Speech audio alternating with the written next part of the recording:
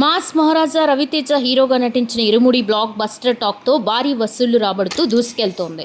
గత కొన్నేళ్లుగా టాలీవుడ్లో చూడనటువంటి హిట్ ఇప్పుడు ఇరుముడి అందుకుంది. ఈ ఏడాది అత్యధిక ఫుట్ ఫాల్స్ రాబట్టిన సినిమాగా రామ్ చరణ్ పెద్ది ఉంది. దాన్ని కూడా ఇప్పుడు రవితేజ ఇరుముడి బద్దలు కొట్టింది. సినిమాల మొదటి ఆదివారం థియేటర్లకి వచ్చిన ప్రేక్షకుల సంఖ్య పరంగా ఇరుముడి రికార్డ్ క్రియేట్ చేసింది.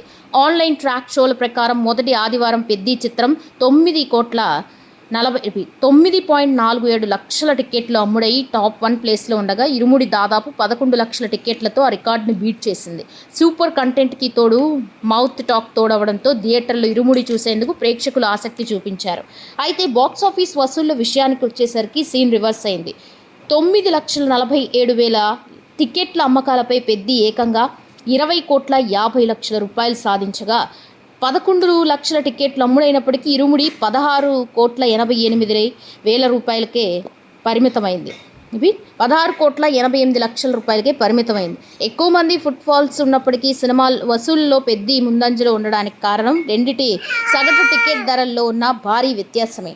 పెద్ది చిత్ర సగటు టికెట్ ధర 216 రూపాయలు కాగా ఇరుముడి సగటు టికెట్ ధర 153 రూపాయలుగా ఉంది. తక్కువ టికెట్ ధరల వల్ల సాధారణ ప్రేక్షకుల కుటుంబాలు ఇరుముడి థియేటర్లకి అధిక సంఖ్యలో రాగా, ఎక్కువ టికెట్ ధరలతో పెద్ది తక్కువ ఆడిషన్లతోనే అత్యధిక గ్రాస్ సాధించి బాక్సాఫీస్ వద్ద పైచేయి సాధించింది.